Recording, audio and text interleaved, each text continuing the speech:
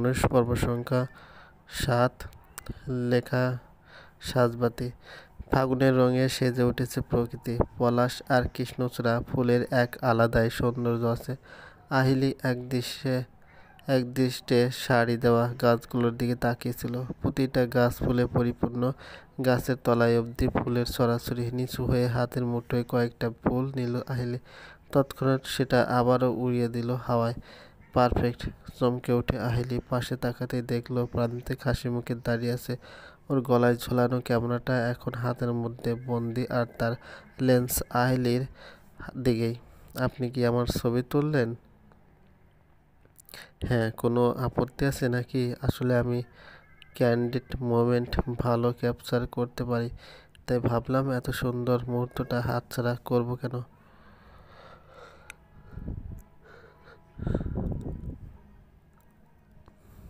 কই দেখি কেমন তুললেন ফটো।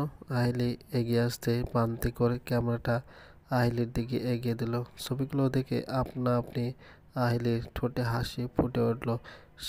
যে সময় আহিলি ফুলগুলো উপরের দিকে ছুঁড়ে দিয়ে হাসি মুখে সেদিকে তাকিয়েছিল, ঠিক সেই মুহূর্তটা বন্দি হয়েছে ক্যামেরায়। বাহ, আপনি তো দারুণ ফটো তোলেন। যাক, শেষ অবধি আমার প্রশংসা শুনলাম আপনার মুখে। এরকম সুন্দর সুন্দর ফটো তুললে প্রশংসা না করে থাকা যায়?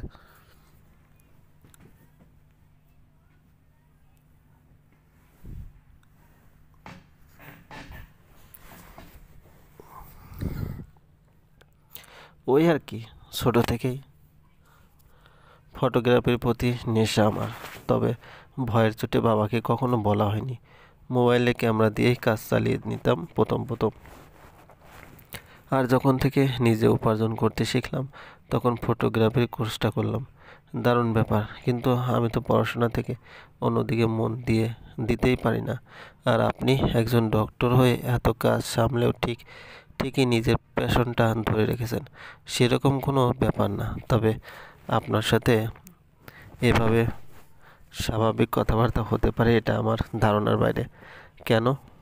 আমায় দেখে কি ঝগড়টে মনে হয়? এই একদম না। আসলে সেই প্রথম আলাপ থেকেই তো আপনার সাথে বনিবনা হয়নি, তাই আর কি। আপনি কোন হসপিটালে ডক্টর? কিছুতে স্পেশালাইজেশন আছে? হুম, ভগবানের দয়ায় আমি মোট 2টো হসপিটালে ডিউটি করি। আর স্পেশালিস্ট বলতে গেলে হার্টের ব্যায়ামও সারাই। কি হার্টের ব্যায়ামও? ইয়েস, সম্মানী করতে যেটাকে হার্ট সার্জন বলা হয়। প্রান্তিকের কথায় আহিলি হাসতে শুরু করলো। প্রান্তিক নিজেও হেসে ফেলল।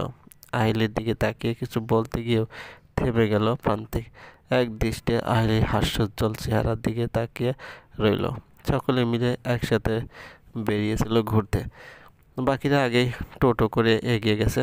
আহিলি আর প্রান্তিক পরের টোটোয় যাচ্ছিল ওদের সাথেই। রাস্তার ধারে হঠাৎ আহিলি দাঁড়াতে বলে ড্রাইভারকে। তারপর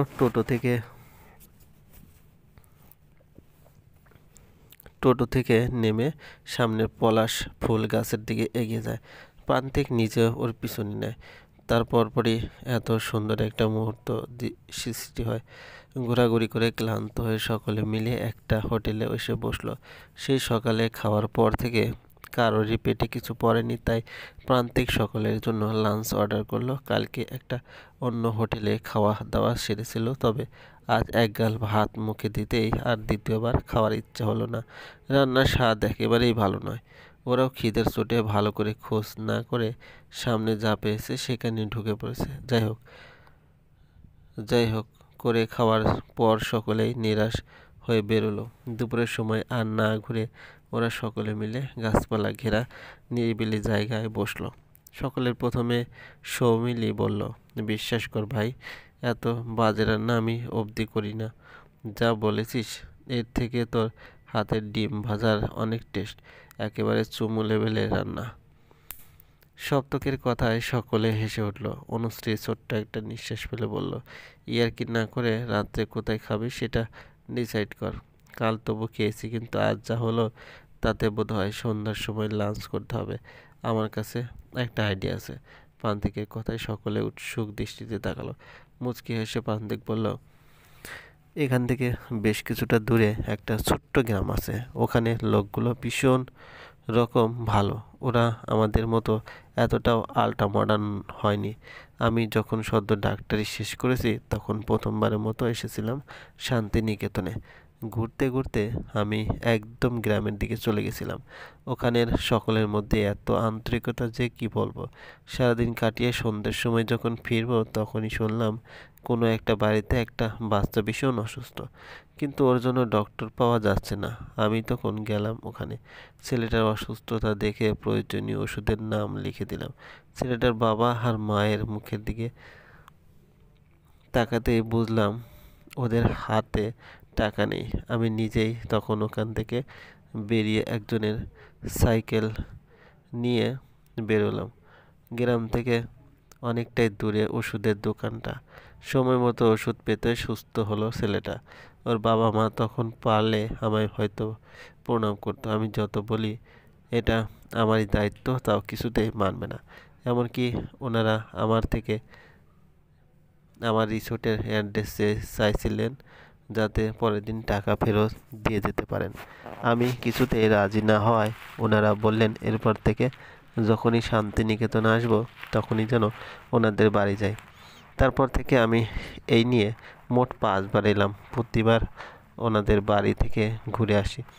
ওই কাকিমার হাতের রান্না অমৃতের মতো। তোমরা চাইলে আজ সন্ধ্যেটা আমরা সকলে ওখানে যেতে পারি। একটা দারুণ অভিজ্ঞতা হবে, সাথে ভালো খাওয়াও হবে। এবার তোমরা কি বলবে? আমরা এতজন গেলে ওনাদের সমস্যা হবে না?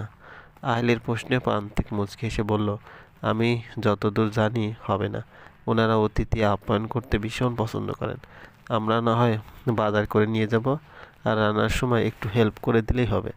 That's a great. তাহলে আজ সন্ধ্যাটা একেবারে জমে যাবে মনে হচ্ছে। সপ্তকের কথায় সকলে উৎসাহিত হয়ে সায় জানালো। বিকেলে ওরা একটা বাজার থেকে শাক সবজি আর মাংস কিনলো। তারপর সকলে মিলে প্রান্তিকের সাথে গেল সেই গ্রামের দিকে। ওরা যখন খড়ের চাল দেওয়া বড় মাটির বাড়ির সামনে উপস্থিত হলো তখন সন্ধে নেমেছে। একজন মহিলা মাথায় ঘোমটা দিয়ে তুলসী মঞ্চের সামনে প্রদীপ দেখাচ্ছিলেন। কয়েকজন ছেলে মেয়েকে দাঁড়িয়ে থাকতে দেখে প্রদীপ রেখে বেড়া দেয়া তৈরি গেটের সামনে এগিয়ে এলেন। প্রান্তিক পিছন থেকে সামনে এগিয়ে যেতেই ওই মহিলার মুখে হাসি ফুটে উঠল। প্রান্তিক সবাইকে দেখিয়ে বলল, কাকিমা, এরা আমার বন্ধু। তুমি তো জানোই বসন্ত উৎসব আমি এখানেই কাটাই। তবে এবার অত্যাচার হয়তো বেশি হবে তোমার উপর। তোমার রান্নার প্রশংসা করতেই সকলে আজ রাতে এখানে খাবে বলল, তাই আমিও নিয়ে এলাম। খুব ভালো, খুব ভালো করেছো। তোমার কাকা মাঠ থেকে এক্ষুনি চলে আসবেন। দাঁড়াও, আমি খোকাকে ডাকি। ও তো তোমার কথা সব সময় বলে। মহিলার ডাকে একটা 10-11 বছরের ছেলে বেরিয়ে এলো ঘর থেকে। প্রান্তিককে দেখে ছেলেটি ছুটে এগিয়ে এসে বলল, পান্ত দাদা তুমি? আমি জানতাম তুমি আসবে।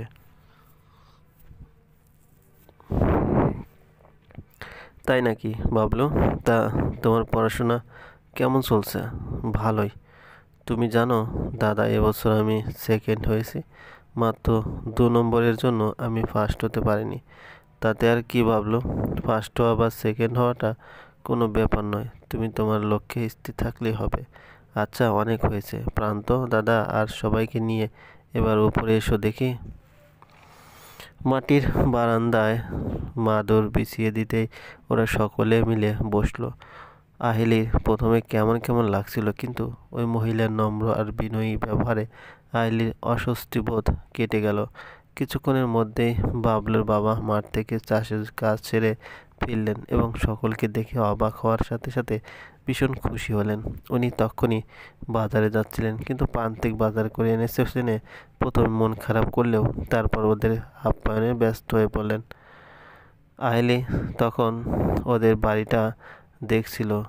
কি সুন্দর খোলা উঠোন, বেড়ার গায়ে লতিয়ে লতিয়ে লাউ কুমড়ো শাক গজিয়েছে। একদিকের একটা ঘর থেকে গরুর ডাক আসছে।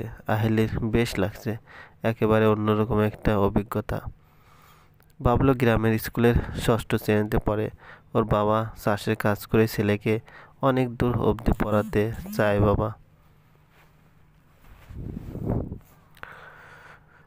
বাবা মা আর ছেলের ছোট্ট দারুণ সুখী পরিবারের জলছবি। বাবলু ওর খাতা বই এনে সকলকে দেখাচ্ছিল। তখনই হঠাৎই কিছু একটা মনে পড়তে প্রান্তিকের দিকে তাকিয়ে বলল, প্রান্ত দাদা, আমার চকলেট। বাবলুর কথায় প্রান্তিক জিভ কেটে বলল, সরি রে বাবলু, একদম ভুলে গেছি কিনতে। আচ্ছা, কাল আমি যাওয়ার আগে ঠিকই কিনে দেব। হঠাৎই আহেলি নিজের ব্যাগ থেকে একটা চকলেট বের করে বাবলুর দিকে এগিয়ে দিয়ে বলল, তোমার প্রান্তিক দাদা ভুলে গেছে জেনেই আমি এনেছি। আমার থেকে নিতে কোনো অসুবিধে নেই তো?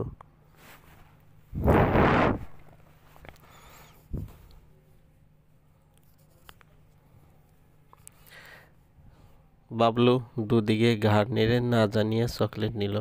আহিলি খুশি হয়ে বাবলুর গাল টিপে দিতেই বাবলু বলল, আচ্ছা পান্থ দাদা, প্রতিবার তুমি একাই আসো, আর মা জিজ্ঞাসা করে বউকে নিয়ে কবে আসবে। এবারে তো একজনকে সঙ্গে এনেছো, এর মধ্যে কোনটা তোমার বউ? এই দিদিটা যে তোমার হয়ে আমায় চকলেট দিল। বাবলুর কথায় বসে থাকা সকলেই অবাক হয়ে গেছে। আইলি তো কি রিয়েকশন দেবে সেটাই বুঝে উঠতে পারছে না।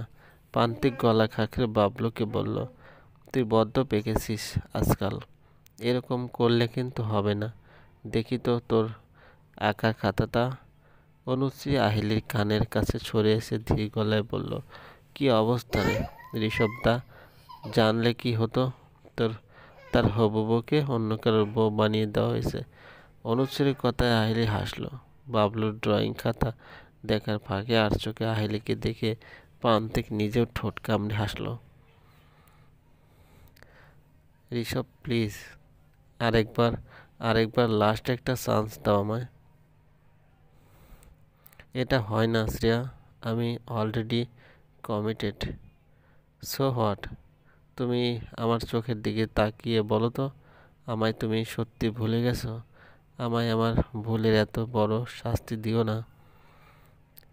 ট্রাই টু আন্ডারস্ট্যান্ড শ্রেয়া, আমার আর তোমার মধ্যে যে সম্পর্ক ছিল তা অনেক দিন আগে শেষ হয়ে গেছে। তুমি আজ ইন্দ্রের কাছে ঠকেছ বলেই আমার কাছে ফিরে আসতে চাইছো। এভাবে হয় না। আমি আইরিকে ভালোবাসি, ব্যাস অনেক হয়েছে।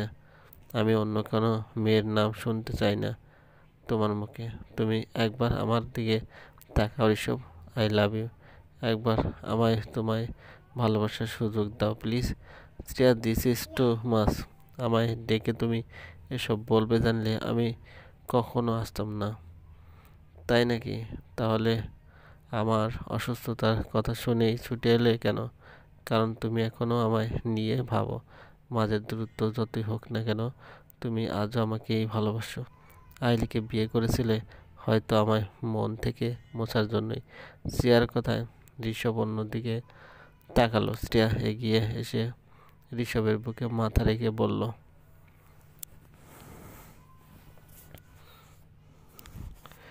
আর আমায় কষ্ট দিও না ঋষভ, আমি কিন্তু উল্টোপাল্টা কিছু করে ফেলবো না। ঋষভের উত্তেজিত কণ্ঠে শুনে হাসি ফুটে উঠল শ্রেয়ার মুখে।